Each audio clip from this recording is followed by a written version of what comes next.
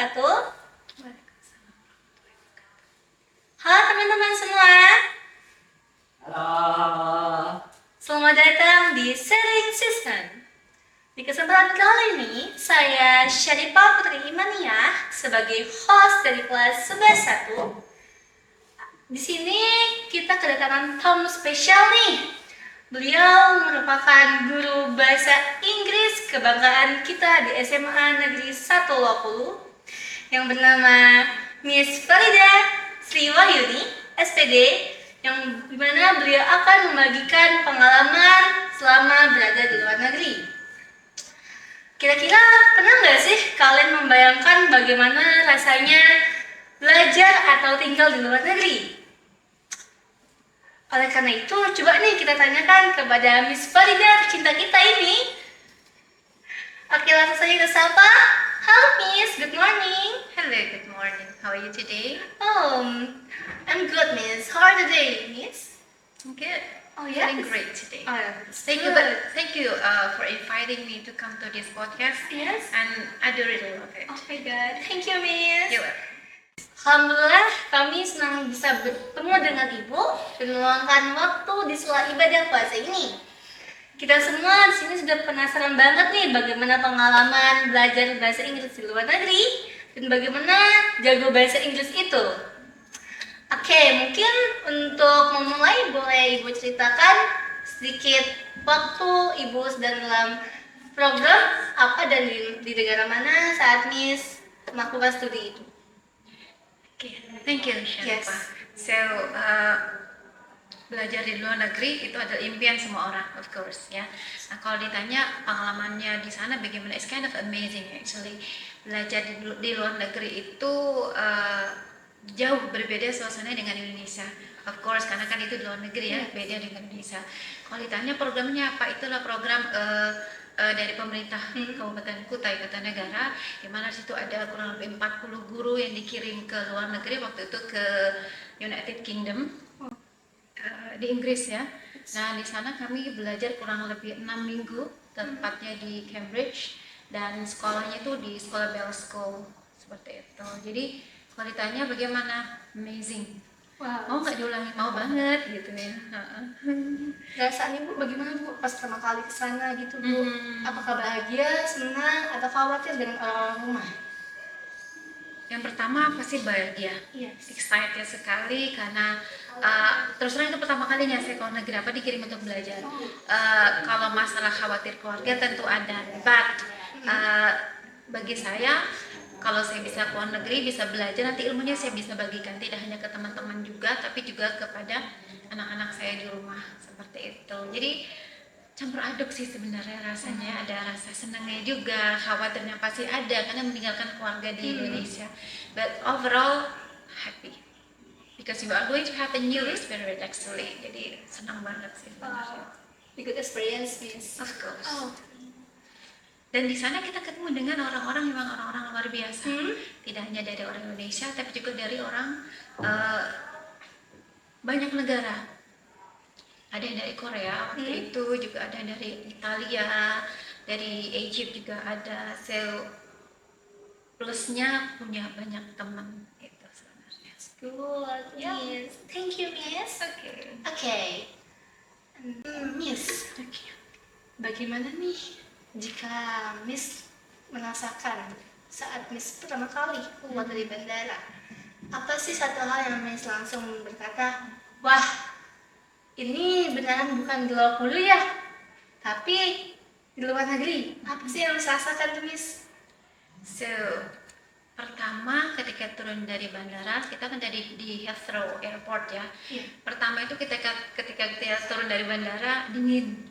Wow. Karena kebetulan waktu itu di musim gugur kalau nggak salah ya, dan itu cuacanya jauh berbeda dengan Indonesia. Jadi ketika turun, wah udah di luar negeri, karena pertama yang saya rasa udaranya memang sangat dingin sekali, kemudian everything so clean gitu ya.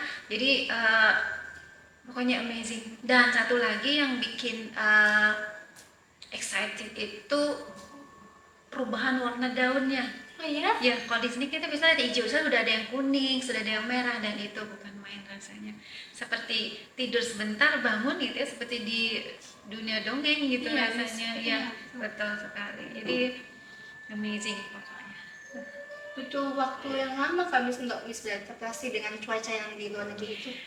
Ya, karena kan kita hanya ada 2 musim ya, Iya. musim panas dengan musim hujan. Ya di sana kan 4 musim. Nah kebetulan pas kesana itu musim dingin.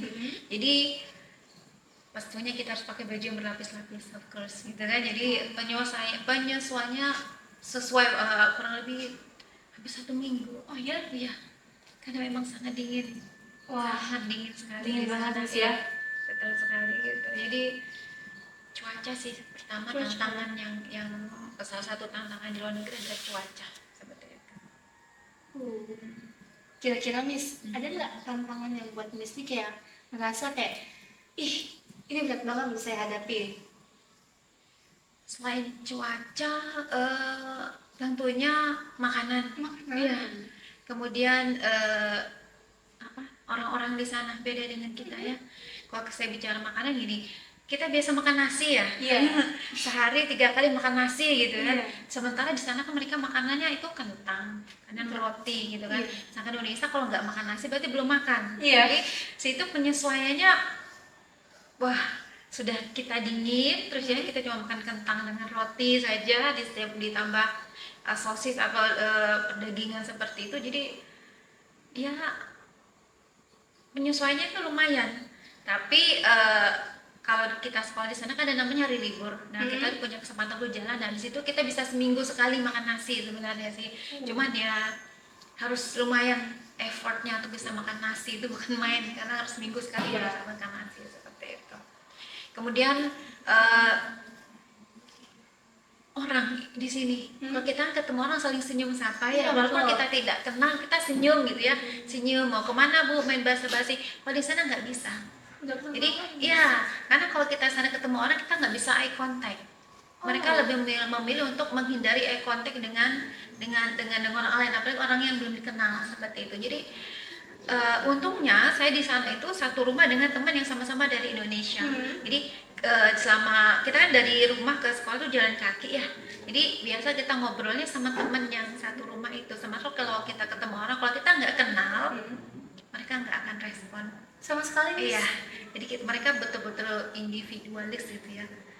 Bahkan si hostnya yang punya rumah saja nggak kenal sama tetangganya, jadi kelihatannya nggak sama ya Indonesia. Kalau itu kan sama di sini, halo bapak atau halo ibu, dan sama itu sih sebenarnya yang butuh adaptasi seperti itu. Wah, itu pasti pengalamannya sangat-sangat membahagiakan dan sangat khawatirkan ya Miss ya. Betul. Jadi feelingsnya tuh mix gitu, antara senang dengan khawatir gitu Iya. kan. Betul. Kan hidup di negeri orang tuh seolah-olah kita hidup sendiri ya Miss ya. Iya, betul. Nah setelah melewati itu semua, apa sih yang perubahan paling besar yang Miss rasakan dalam memandang hidup? Nah mungkin apakah jadi lebih santai atau malah jadi lebih disiplin atau malah menjadi lemas, nggak mau ngapa-ngapain ataupun hal-hal yang lainnya Miss? Baik, satu hal positif dari orang luar gitu ya, mereka itu mandiri. Apa-apa tuh harus bisa gitu, tidak harus tergantung dengan orang lain gitu ya. Artinya yang dapat positif ke saya yang saya rasakan adalah I can do it gitu. Jadi paling tidak saya itu tidak harus banyak merepotkan orang lain. Karena di sana memang karena jiwa individualisnya mereka apa-apa sendiri gitu ya. Apa-apa dikerjain sendiri. Artinya tidak kayak kita nih. Kadang kan ada nih kalau ketemu orang aja saling sapa, mereka enggak. Artinya mereka apa-apa itu sendiri gitu. Dan mereka tuh orangnya on time. Tepat waktu. Kalau misalnya kita janji jam 8, mereka jam 8 kurang itu udah ada di tempat gitu kan. Kemudian hal yang lain adalah mereka itu hidupnya teratur. Oh, di situ nih Miss. Iya, teratur dalam artian gini, bus saja, bis itu datangnya on time. Iya, jadi kita misalnya kalau kita mau ke Tenggarong misalnya, kalau ke Tenggarong kalau bis jam 8 ya udah datang jam 8. kalau kita miss bis di jam 8, kita harus nunggu lagi di jam 9. Oh gitu Miss. Iya, jadi Sangat on time ini. iya betul. Artinya kan nggak kayak kita nih, ya kan bis jam 8 karena setengah 9 baru berangkat. Iya. Mereka nggak gitu. Jadi kalau jam 8 kita miss, ya udah kita nunggu lagi sejam berikutnya atau 45 menit berikutnya baru ada bis berikutnya seperti itu. Terus di sana tidak ada motor. Sama sekali Miss. Saya selama saya tidak pernah ketemu motor. Jadi everything is arranged, semuanya sudah teratur. Bagi kita yang pertama kali datang ke sana itu seneng aja ya gitu ya. Semuanya sudah teratur, sudah ada jam-jamnya. Jadi nggak perlu repot nih. Cuman di kita jadinya kita harus disiplin. Kalau jam 8 sudah harus ada di sana.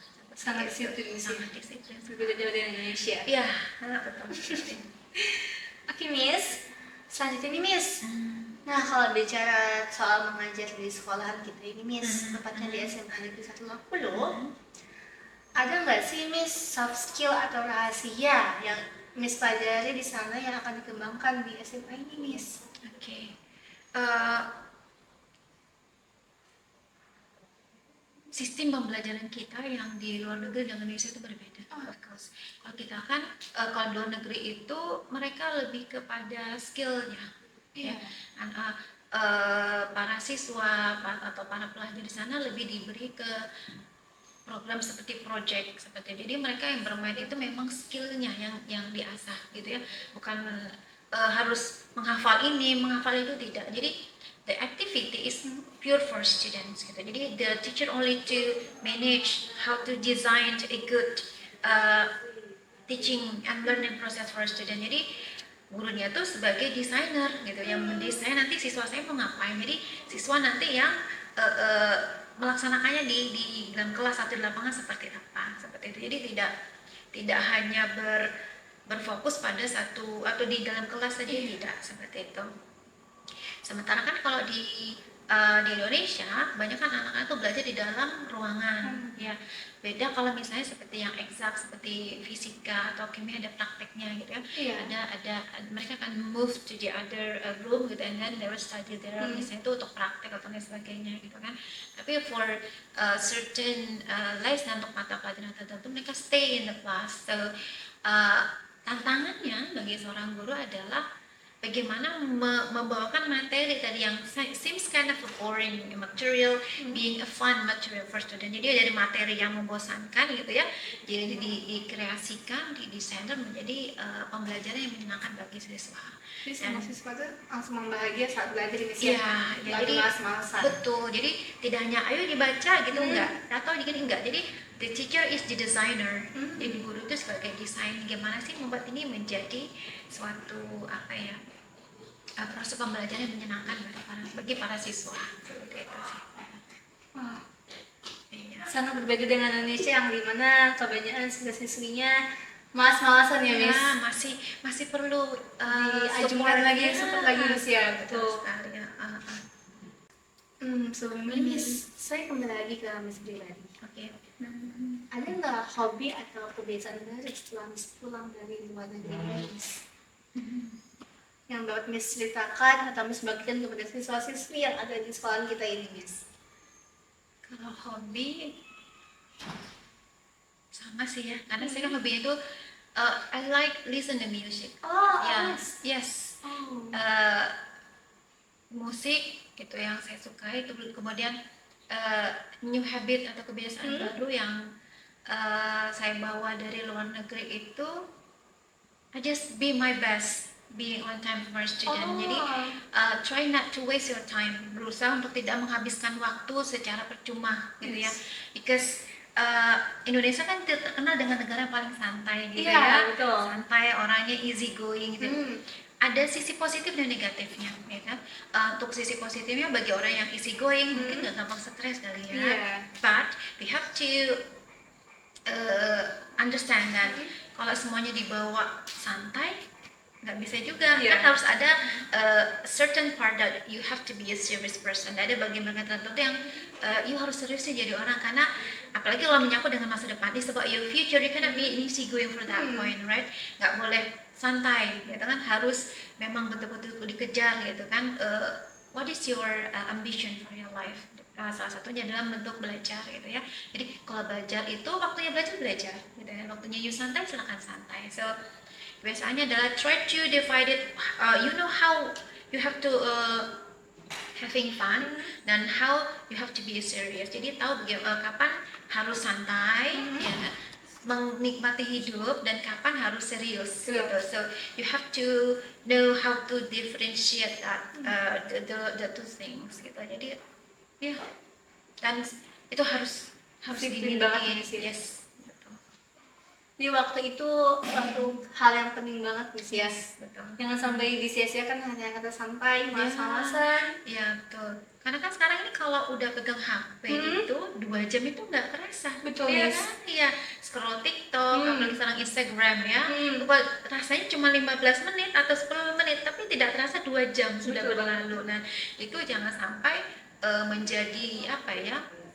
Menjadi obstacles gitu ya. Cuman karena ini ada tujuan, ada cita-cita yang harus dicapai. Makanya kan harus bisa membedakan kapan harus belajar, being a serious person, dan kapan harus having fun. Nggak salah sih sebenarnya media sosial, nggak salah. Cuman you know how to use the social media on the proper place and time. Waktu itu penting banget. Ya betul. Miss, ini kan pasti Miss ya, kebanyakan teman-teman nih pengen banget kuliah atau belajar di luar negeri, tapi kebanyakan sering minder sama bahasa Inggrisnya. Ya. Mungkin mereka akan berpikir, aduh takut nih mau ngomong apa, gimana cara komunikasi dengan orang luar, dan juga mungkin takut nggak bisa menyesuaikan dengan lingkungannya. Nah, sebagai guru sekaligus suatu kebanggaan banget untuk Miss, guru penting banget dari SMA ini, apa sih pesan yang Miss untuk sampaikan ke siswa-siswi yang ada di SMA Negeri 1 locally? So, saya bisa belajar, bisa ngomong bahasa Inggris seperti itu, pastinya perlu proses. Yes. Ya, tidak hanya sehari 2 hari, tidak ya, tidak sebulan 2 bulan, tidak, tapi saya melalui prosesnya dari awal bertahun-tahun. Iya, jadi kalau orang itu mau bisa ngomong bahasa Inggris harus ada prosesnya dinikmati. Jangan tiba-tiba baru belajar sebulan kok aku nggak bisa ngomong bahasa Inggris, ya nggak seperti itu. Jadi memang ada prosesnya harus dinikmati gitu. Jadi kenapa saya dibilang dinikmati? Karena kan setiap belajar tuh pasti ada perkembangannya, perkembangannya gitu kan. Nah, kebanyakan kan mereka yang mau belajar bahasa Inggris tuh pengennya gini loh, belajar seminggu tiba-tiba ngomong bisa. Oh, nggak seperti itu caranya, kan gitu ya. Jadi ada prosesnya. Nah, kalau saya flashback ke pengalaman saya, kenapa saya bisa ngomong bahasa Inggris seperti ini, awalnya dari apa yang saya sukai. Oh, listening, musik. Music, yes, that's itu hal kedua. Oh, Hal pertama yang saya suka, kenapa saya mau bahasa Inggris adalah orangnya. Dulu saya paling suka lihat orang bule. Yes. wow. Why? Because they kind of look different from us, right? They white, have yeah. white hair, blonde, right? Tinggi, putih, itu yang pertama yang saya suka gitu kan. So when they speak English, ketika mereka ngomong bahasa Inggris, kok bahasanya asik ya gitu ya. Katanya cocok aja dengan mereka gitu. Nah, dari situ saya belajar suka bahasa Inggris dari situ. Waktu itu yang memang relate dengan hobi saya adalah lagu. Ya, di zaman dulu itu kan ada kaset ya. Dalam kaset itu ada kertasnya yang isinya ada lirik lagu. Jadi saya putar itu kaset di tape, zaman dulu namanya tape yang nggak ada CD ya. Iya, Bu. Jadi saya putar di tape, saya buka nih teks liriknya. Jadi saya tahu bagaimana cara mengucapkan kalimat atau kata dengan mendengarkan dengan teks yang saya baca lirik tadi. So itu sangat membantu saya pada saat itu. Kalau sekarang sudah zaman modern ya, sudah banyak sekali caranya, kursus pun sudah ada ya. Itu awal saya suka di situ. Kemudian ditambah dengan film dan lain sebagainya. Secara tidak langsung itu membantu saya menambah kosakata, mengasah skill ya. Yes. Oh. Jadi satu lagi yang paling penting, harus ada teman untuk praktek ngomong. Jadi teman Miss saat itu siapa Miss kalau boleh tahu? Guru saya di SMP. Wow, Ya, dari jadi SMP ya, Miss iya ya? dari sebenarnya fashionnya dari SD, ya. Cuman waktu dulu kan biasa belum ada bahasa Inggris ya, Iya. adanya di SMP. Nah, ketika saya di SMP itu fashion saya makin gede nih, Iya. sudah punya cukup kosakata dan kebetulan waktu itu guru saya beliau orangnya sangat aktif sekali. Mungkin beliau membaca kemampuan saya, jadi beliau mencoba berkomunikasi dengan saya pakai bahasa Inggris dan waktu itu alhamdulillah bisa karena saya sudah punya ya lumayan kosakata gitu kan. Jadi di situ teman conversation saya adalah guru bahasa Inggris saya waktu SMP. Ditambah lagi dulu kan ada buku paket ya bahasa Inggris, itu saya paling suka baca itu. Setiap hari, Miss? Yes. Oh, wow. Mengerjakan tugas-tugasnya belum dikerjakan guru, saya kerjakan duluan. Iya. Sebetulnya benar kerajinan sih sebenarnya, but it's okay. Jadi waktu itu saya komunikasi dengan guru bahasa Inggris saya gitu. Jadi dia sangat membantu saya dan he built my confidence to speak English actually. Nah, kemudian tersalurkan lagi sampai dengan SMA, hingga akhirnya SMA passion saya untuk kuliah di bahasa Inggris. Nah, waktu itu bahasa Inggris aja di FKIP. Masya Allah, Miss. Di FKIP saya ngambil jurusan bahasa Inggris. Nah, alhamdulillah sampai situ semuanya tersalurkan. Ketemu dengan teman-teman yang memang passionnya sama. Jadi di situ betul-betul skill speakingnya itu betul-betul diasah ketika kuliah.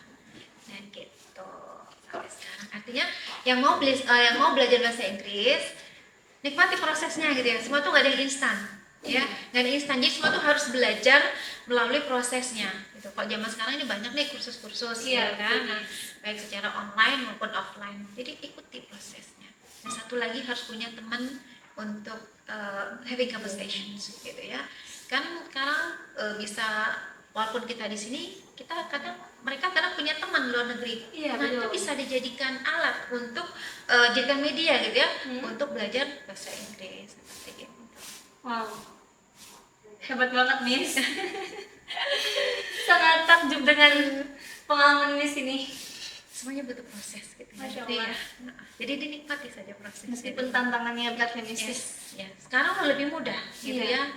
Jadi harusnya lebih semangat lagi belajar. Yes. Wow, sangat indah, Miss. Terakhir ya, Miss ya.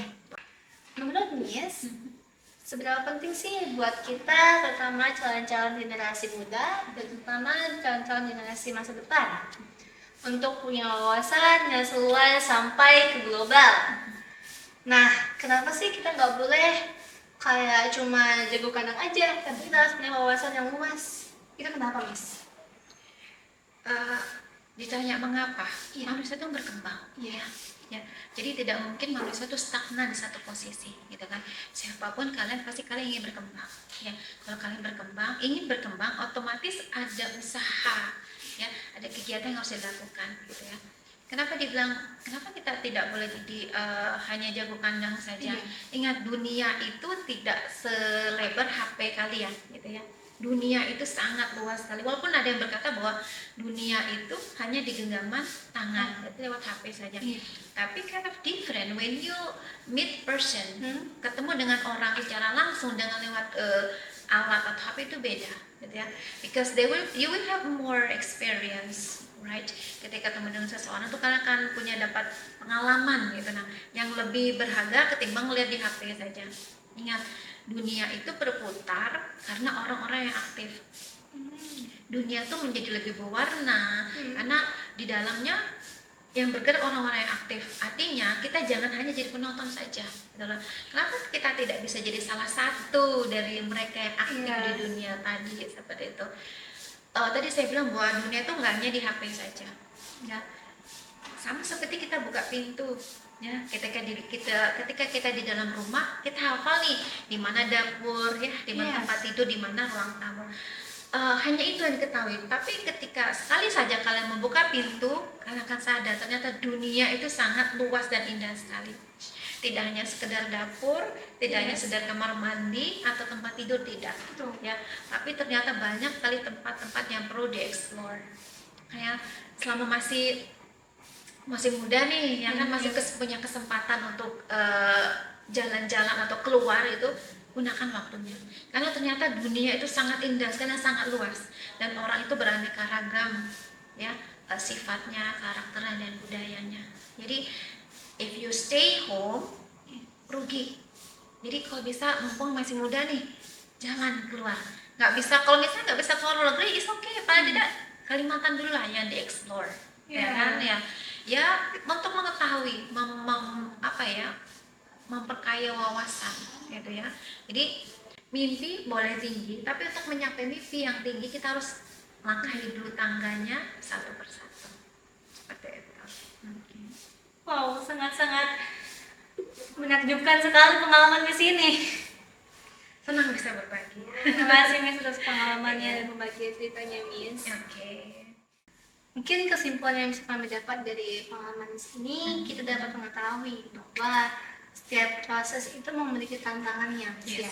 Dan harus bisa dilewati dengan lapang dada, dengan usaha yang lebih dari sebelumnya. Dan dimana kita harus terutama disiplin dengan waktu ya Miss. Betul sekali. Dan kita juga jangan hanya omongan orang lain itu udah dengar doang, tapi kayak kita evaluasi lagi, kita perbaiki lagi diri kita, dan kita majukan lagi untuk kedepannya Miss. Oke. Terima kasih Miss atas waktunya di hari ini. Ini sebuah pengalaman sangat menakjubkan buat saya dan buat teman-teman semuanya. Pastikan kami sangat bangga memiliki seorang guru bahasa Inggris seperti Miss Farida di SMA Negeri 1 Lakul ini. Amin, alhamdulillah. Terima kasih. Terima kasih Miss atas waktunya. Mohon maaf jika mungkin saya memiliki kesalahan pada Miss. Tolong dimaafkan Miss. Insya Allah sudah dimaafkan. Oke, terima kasih teman-teman atas waktunya. Saya Syarifah Burimania sebagai host. Kali ini mundur. Terima kasih. Wassalamualaikum warahmatullahi wabarakatuh. Waalaikumsalam.